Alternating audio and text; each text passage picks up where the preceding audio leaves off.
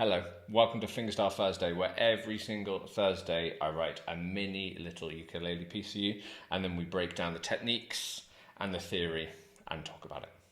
If you're looking to up your fingerstyle game, or you just want to learn a bit more about music theory and how it specifically works on the ukulele, this series is where you should be. This is number 63, so there's a previous 62 lessons available, so please go check them out in the playlists somewhere around here.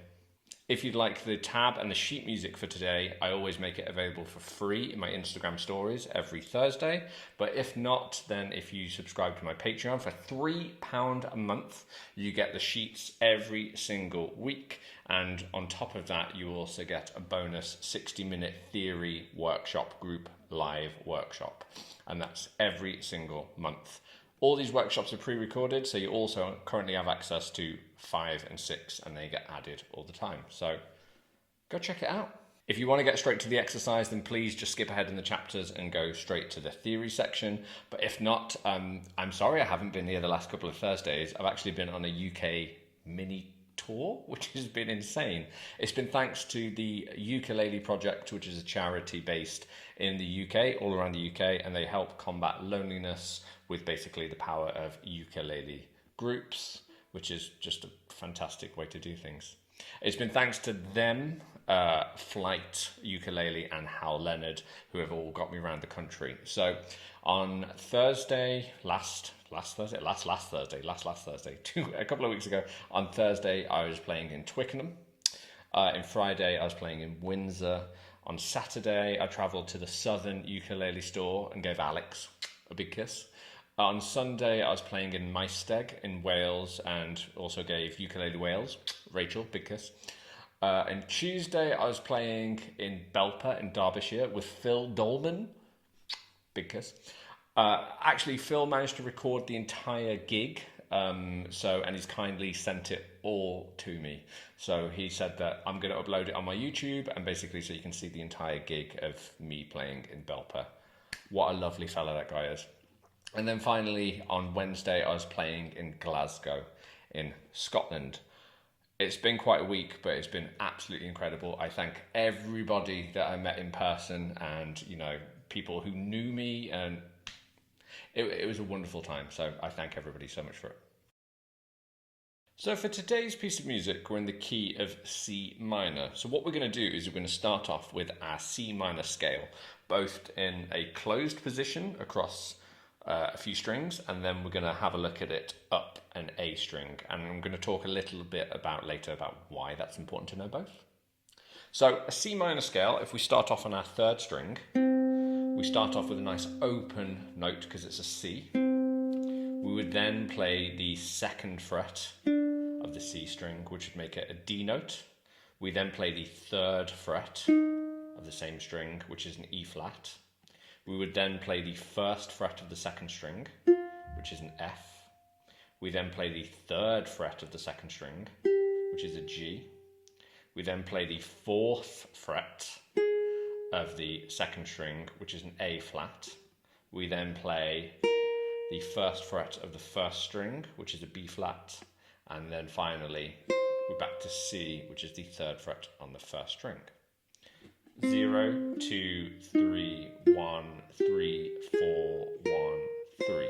Fingering that I'm using for that scale is basically a finger per fret kind of system. So my index finger is always fretting the first fret, my middle finger is always fretting the second, my ring finger is always fretting the third, and then my pinky is always fretting the fourth fret.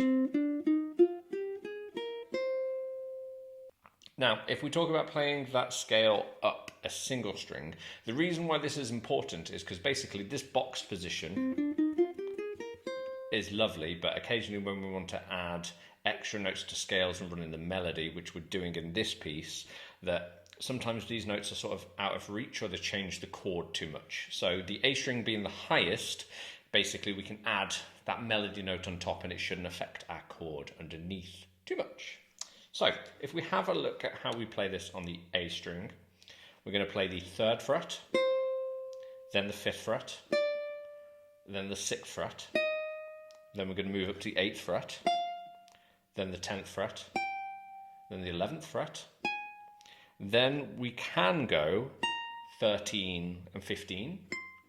But in all honesty, most of us ukulele players don't spend a lot of time up there. So I would substitute your 13 and 15 for 1 and 3 because they're the same note. So actually we go 3, 5, 7, 8, 10, 11, 1, 3. And that is your C minor scale just on this A string. Now, scales are very important, not just as exercises, okay? Basically, scales are where melodies come from. So, I mean, if we look at the C minor scale,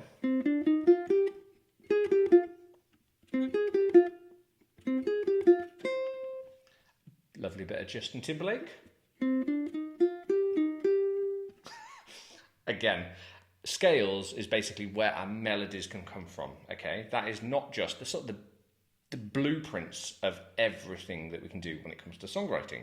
So we don't want to just think about, oh, I'm practicing my scale. And that's the reason why I think practicing it in a box position and across the string are both great, because then improvisation, you want to be able to see your scale here if you want to do some quick runs, or up here, so you can change the highest note of the chord and add a note from the scale, because that will work. Now, we've talked about our C minor scale, but in every single key, we always have diatonic chords, or basically it's got the harmonized major scale. Now, I've talked about this a couple of times, but basically it means all of the chords that are created that work in the key. So, if we, and each basically chord starts from a note on your scale. So in this fact, it's the C minor scale. So our first note of the scale is a C. So your first chord would be a C minor. So I'm playing my favorite C minor chord is that kid there, 0, 0, 3, 6. That is my favorite. I don't like using that. That is absolutely fine. I just don't personally like using it. That's our usual 5, 3, 3, 3, the most common C minor chord we see. But for me, 0, 0, 3, 6. That's my C minor chord. So our first chord is a C minor. Our second chord would actually be a D diminished. Now, you're not really going to use this chord, but I will show you how to play it anyway. I'm going to play a D half diminished, or a D minor 7 flat 5. Scary names. So basically, for me, it sort of feels like a G chord on the wrong strings. So you play a G chord, and then you move it to strings 4, 3, and 2. And if we move that down a fret, that is a D diminished chord. But obviously it's only 3 strings. So what you can do is then add your pinky to the third string of the C, of the A string, sorry. It's the C note. So actually at the moment I'm playing 1, 2, 1, 3. And that's a D half diminished, or a D minor 7 flat 5. So on our third note, so we've ticked off C, we've ticked off D, our next note was E flat. Now that means that one has to be a major chord. So I'm playing an E flat major here, 0, 3, 3, 1. And by the way, this order that I'm talking about, where I'm saying the first chord is minor, the second chord is diminished, the third chord is major. This applies to all minor keys. So it doesn't matter whether in C minor or F sharp minor or whatever. Okay, so our fourth note was an F. And in a minor key, our fourth chord is a minor chord. So my favorite actual F minor is this chord. And now that's an E minor, but if you move it up a shape, technically it's an F minor add 9. But you don't have to worry about that crazy name, it's an F minor. So E minor, move it all up. 0, 5, 4, 3. That's my F minor chord of choice. And then our next note was a G. And so that is also a minor chord. So to play G minor, you just actually play that F minor that you played, but move it up 2 frets. F, F sharp, G. That's a G minor chord. Nice and easy. And like I said, it looks like an E minor chord. 0, 7, 6, and 5. Our next note was an A flat. Now that would be a major chord. I think the nicest way of playing an A flat chord is if you play a G chord, but move it up a fret. It's technically an A flat major 7, but again, sits under the A flat moniker. So that is 0, 3, 4, 3. And that is an A flat major. Okay, and then our last chord would be a B flat. That was the last note, and that was it'll be a B flat major. Now we could go for our typical B flat chord here, but it's not my favourite. So my favourite B flat chord is actually a G chord. So when we moved our G chord up a fret earlier, it became an A flat major. So G major, A flat major. So if we move that up again, that would be an A, and then if we move it up again, it'd be a B flat. And again, I'm keeping my high G open there. And again, technically it makes it a B flat 6 chord, but we can absolutely substitute that as a B flat major. So, all the chords that you can use in the key of C minor, we had C minor, we had D half diminished, we had E flat major, we had F minor, we had G minor, we had A flat major, and we had B flat major. Now, when I say all of these chords can be used, I mean you can play these chords in any order and they should sound nice and delicious together. This is part of composing and songwriting. If you can identify all your chords in a key, you can put them nicely together and switch around and play with the orders, but they're built from the scale, so they should all play nicely together. So if you want to write something on the ukulele in C minor, please have a play around with these chords. Again, take as many, you don't have to use all the chords, you could just play a C minor, and a B flat, and an A flat.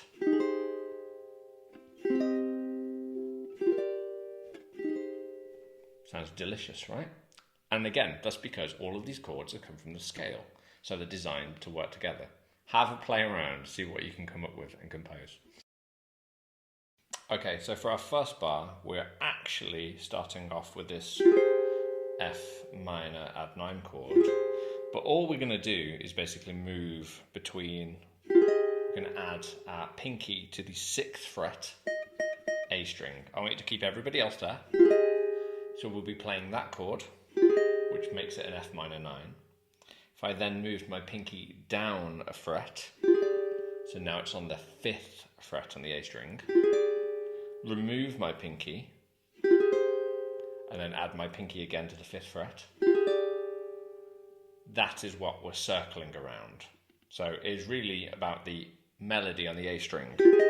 Pinky on the 6th, pinky on the 5th, no pinky, so it's the index on the 3rd, and then adding the pinky again on the 5th. Now, this is just, I'm using this F minor 9 chord, but the melody is coming from the scale. Because if you remember, our C minor scale goes 3, 5, 6. So I'm just taking those 3 notes and using those on top of the chord already. So we start off with our pinky on the 6th over the F minor chord, which is an F minor 9. And like I said, that positioning is important because then you need to move and be able to get between those chords very quickly. So we're going to strum that guy and count 1, E, and 1, E, and. We're then going to fill that up with our 3, 2, 4, 1, 4. 3, 2, 4, 1, 4. Now, rhythmically, that is just what I've just explained in the theoretical side. We're going to go 1, E, and, 2, E, and, 1, E, and, 2, E, and, After that, as soon as we've done that, we're going to move our pinky down to the 5th fret on the A string, keep everybody else still there, and we're going to do our little picking pattern, which was 3, 2, 4, 1, 4, 2, 3, 2. And again, that was a big 8-note pattern. 3, 2, 4, 1, 4, 2, 3, 2. Now there's no real breathing room between the two. 1, E, and 2, E, and 3, E, and 4, E, and So on that beat of 3 is where we change the chord. 1, E, and 2, E, and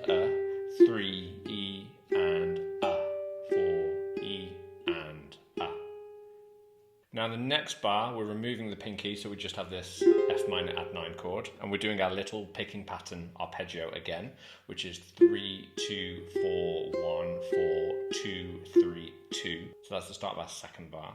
And then I'm going to add my pinky back on to the 5th fret on the A string, and we're going to pluck the same pattern, but we're going to basically sacrifice one note at the end. So we're going to play this time 3, 2, 4, 1, 4, 2, 3.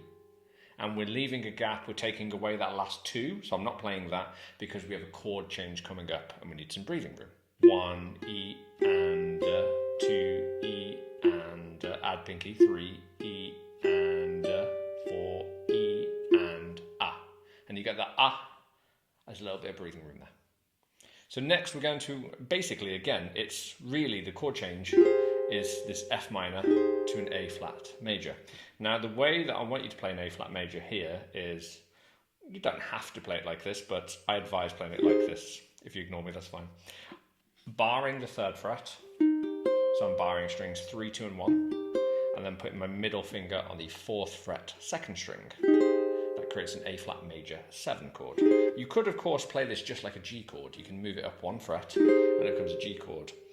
It's just that we have to stretch our pinky out, and actually on that chord shape is a little bit more difficult. I think the barring one is easier to get the pinky in, but please try both and see what it is.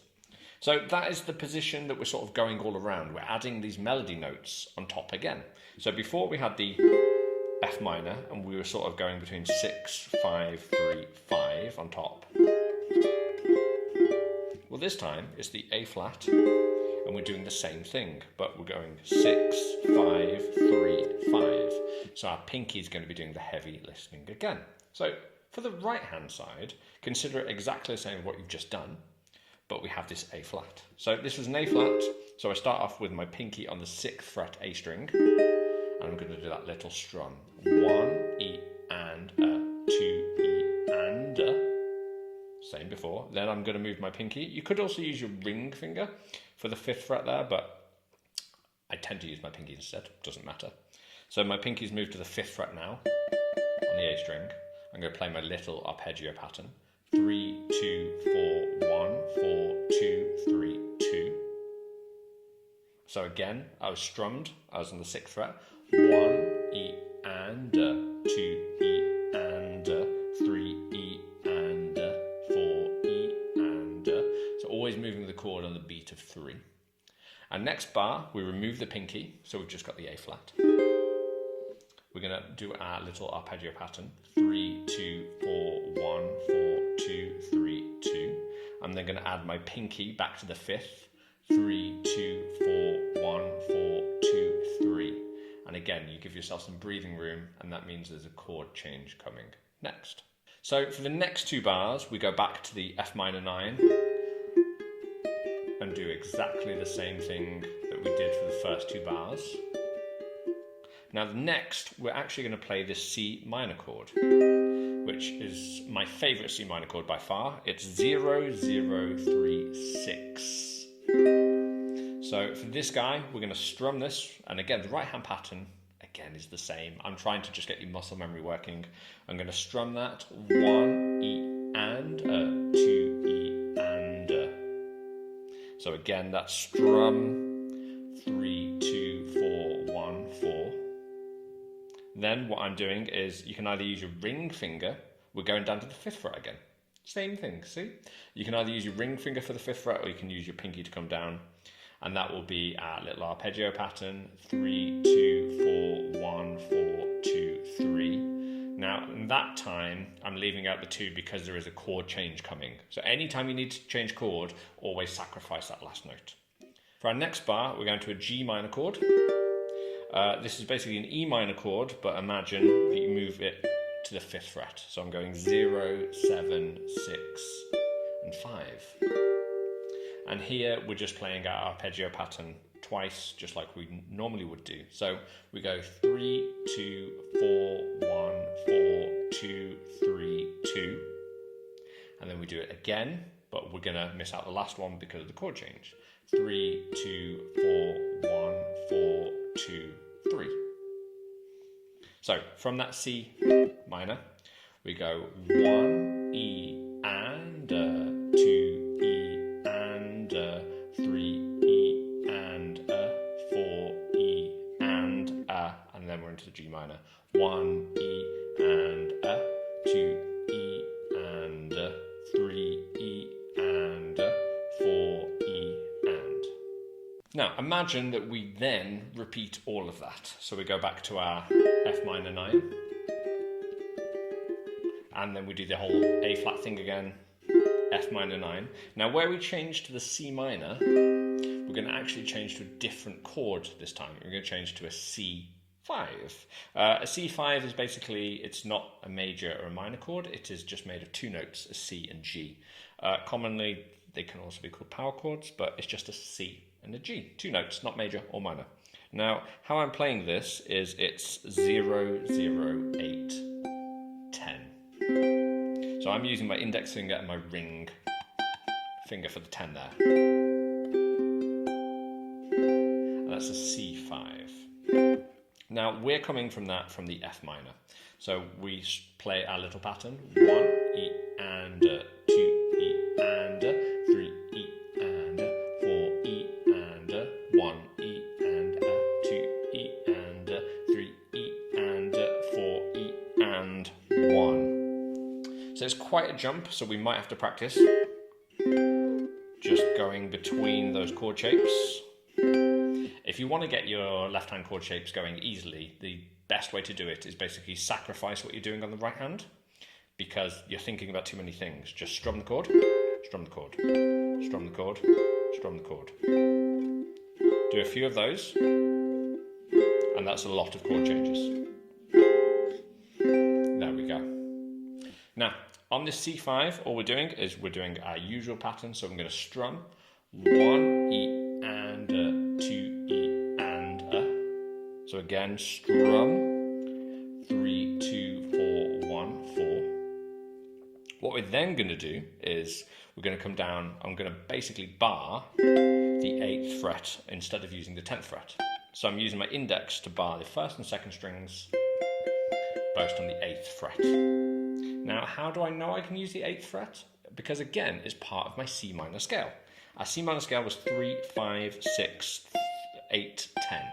So I know that I can use 10 and 8 as part of my melody, okay? So anything that's part of your scale can be included on top of these chords, and it just sort of either gives your chords new names that you might not know, it doesn't matter, but so you can create melodies on top of your chords then, but I'm just looking at it from a perspective that the scale sits there. That's how the two fit together. So we're basically going to remove our ring finger and just bar with the 8th, and we're plucking 3, 2, 4, 1, 4, 2, 3, and again, because there's a chord change coming there. So that's C5, strum, 3, 2, 4, 1, 4, then remove your ring finger, 3, 2, 4, 1, 4, 2, 3. Same rhythm, 1, E and 2 E and 3 E and 4 E and Now, our last chord is actually an E flat chord, and it's not the shape that I mentioned earlier on.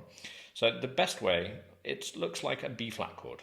If you're used to playing a B flat, now this is called an A shape, and it's because it comes from an A chord. That's an A major. It's that movable chord shape, but you probably know it most as a B flat. So if you imagine, at the moment you're playing a B flat on the 1st fret, imagine playing it on the 6th fret. Now, what we can do is actually for the E flat, you can remove your ring finger, and that's still. So I've got 0, 7, 6, 6, 0, 7, 6, 6 for that E flat, and that's the shape I'm going to use for this E flat chord. Now we're just going to do the same arpeggio pattern that we've been doing. So we're at this E flat here. We're going to go 3, 2, 4, 1, 4, 2, 3, 2. Then we're going to do our usual 3, 2, 4, 1, 4, 2, 3. Leave that hanging there, and then we're going to finish it off with the F minor 9 chord. which was our F minor shape plus pinky. If you've enjoyed this lesson, please consider liking and subscribing. I do this every single Thursday. And like I said, if you can't afford the tabs, then you just go over to my Instagram at 4stringboy and you just check out my stories and you can screenshot the tabs there. But if you can afford it, £3 a month on Patreon. I massively appreciate the support. It enables me to do this. And also you get some shiny PDFs also for it. Thank you so much for listening today. I'll see you next Thursday.